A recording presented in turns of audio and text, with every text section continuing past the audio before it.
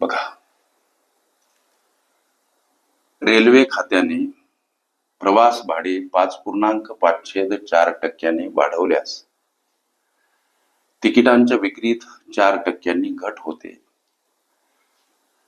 असे असून सुद्धा उत्पन्नात 1200 रुपयाची वाढ होते, तर सुरुवातीचं उत्पन्न किती वागसर? अशा पद्धतीच्या अनेक संभाव्य प्रश्नांचा सराव करायचा असेल लेकरांनो, खरंच तुम्ही कुठली स्पर्धा परीक्षा देत असाल, अवश्य चॅनल सबस्क्राईब करा, बेल आयकॉनची घंटी दाबा, जेणेकरून मी वेळोवेळी अपलोड केलेल्या संभाव्य अशा असंख्य प्रश्नांचं नोटिफिकेशन तात्काळ तुम्हाला प्राप्त होईल. गोरगरीब लेकरांना पर्याप्त वेळेमध्ये निर्धारित यश मिळावं या तळमळीनं वागसर राबतात. वागसरांचा कॉम्पिटिटिव्ह एक्झाम ग्रुप आहे, ज्यामध्ये महाराष्ट्रभरातील तमाम जिल्ह्यातील मुलं मुली दररोज असंख्य प्रश्न अभ्यासतात. तुम्ही सुद्धा सराव म्हणून ग्रुपमध्ये सहभागी होऊ शकता. तिथं तुम्हाला दररोज असंख्य आणि अनलिमिटेड प्रश्न अभ्यासता येतील. गणितासंबंधी तुमच्या मनामध्ये असलेल्या विविध शंका कुशंका बिनधास्तपणे विचारता येतील. हा प्रश्न अगदी सहज समजेल अशा भाषेमध्ये समजावून सांगायचं. रेल्वे खात्याने प्रवास भाडे 5.54% वाढवल्यास तिकिटांच्या विक्रीत 4% घट होते.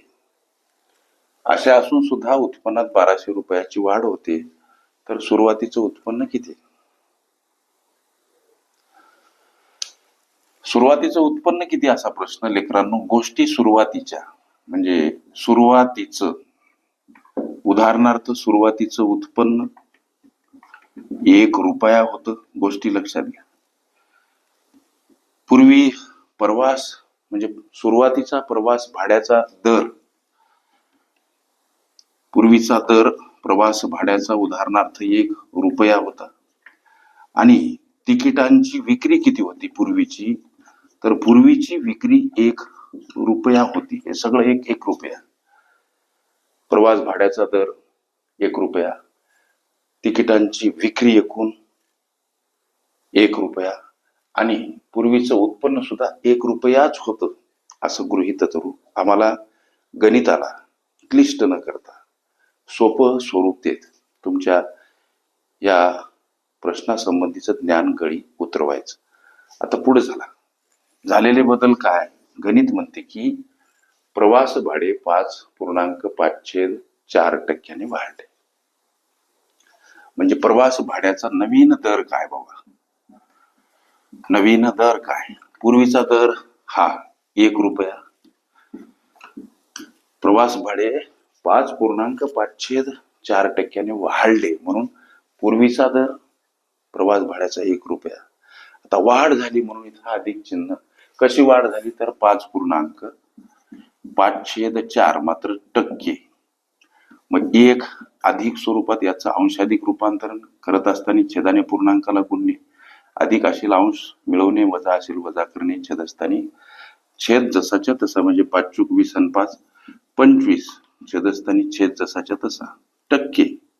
आता 1 अधिक 25 छेद असताना 4% म्हणून 1/100 इथं गुणला स्वरूपात का घ्यायचे लेकरांनो? 5% याची व्यवहारिक अपूर्णांकात मांडणी आम्ही 5/100 अशी करतो. तत्परायण इथं 25/4 हे टक्के आहेत, म्हणून याची सुद्धा छेदस्थानी 100 मांडून अशीच मांडणी करावी लागेल. आता हे छेदस्थानी जे 100 आहेत, कुठली संख्या कुठलंच पद हे एकटं नसते, त्याच्या छेदस्थानी 1 असतोच.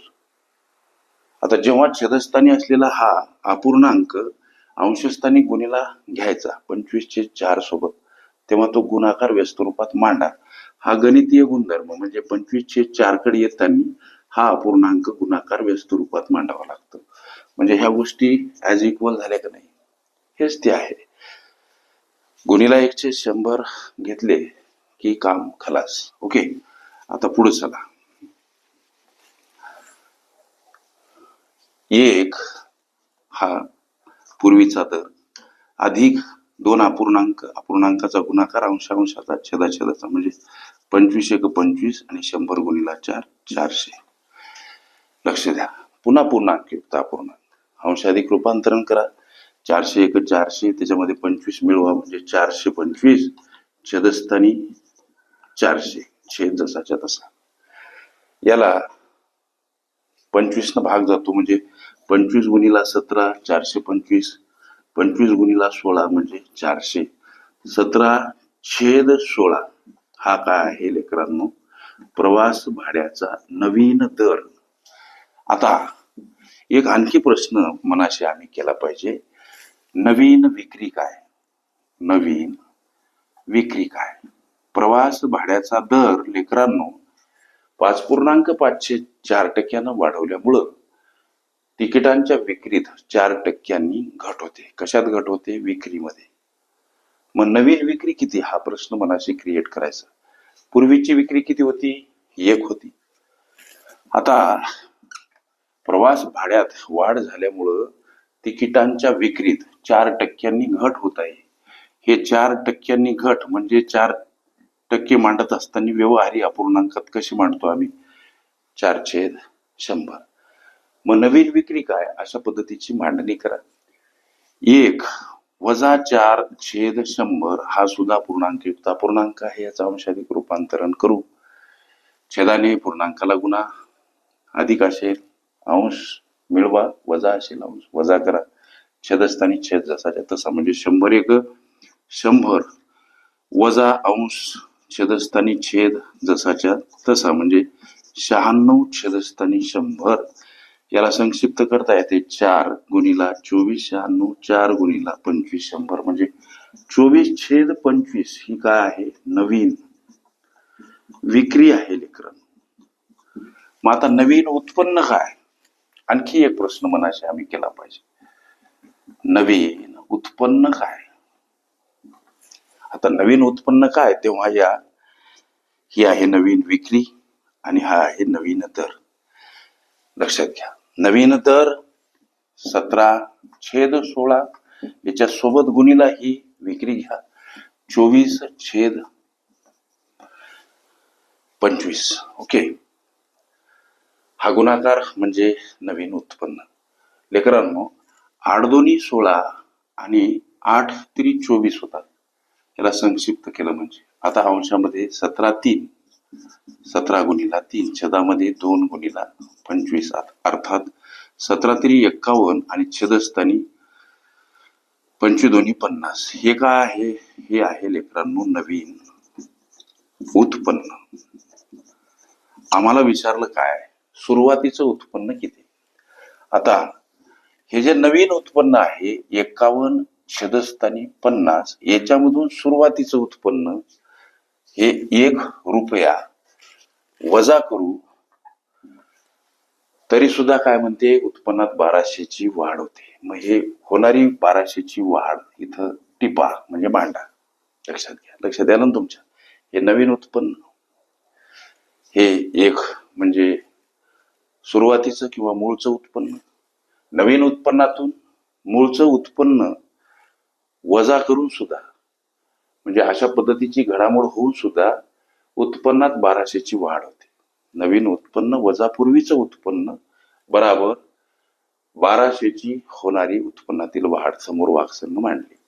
आता हा सुद्धा पूर्णांकयुक्त अपूर्णांक आहे लेकरांनो. याचं सुद्धा अंशाधिक रूपांतर म्हणजे 50/50 अंश हा वजा छेदस्थानी छेद जशाच्या तसा समोर हे 1200. याची सोडवण करा. अंशातील वजाबाकी 1 छेदस्थानी 50 बराबर 1200. आता अर्थातच हा पूर्णांक तिकडे जाताना गुणाकार व्यस्त रूपात किंवा संख्या परस्पर विरुद्ध बाजूने जाताना छेदस्थानी असेल किंवा भागीला असेल गुणिला स्वरूपात मांडावी लागते. हे 1200 कडे जाताना अर्थात हे असं होईल 50 गुणिला जातील अंशस्थानी असलेले 1 भागीला. ओके, आता हा गुणाकार 12×5 60 सर, त्यावर हे 3 शून्य 1 2 3 हे छेदस्थानी 1 मांडले काय न मांडले काय? आम्हाला सुरुवातीचं काय विचारलं? हो, उत्पन्न विचारलं. सुरुवातीचं उत्पन्न लेकरांनो 60,000 रुपये हे तुमच्या प्रश्नाचं ॲक्युरेट आन्सर. अशा पद्धतीच्या अनेक संभाव्य प्रश्नांचा सराव करायचा असेल, खरंच तुम्ही कुठली स्पर्धा परीक्षा देत असाल, अवश्य आवर्जून चॅनल सबस्क्राईब करा, बेल आयकॉनची घंटी दाबा, जेणेकरून मी वेळोवेळी अपलोड केलेल्या संभाव्य अशा असंख्य प्रश्नांचं नोटिफिकेशन तात्काळ तुम्हाला प्राप्त होईल.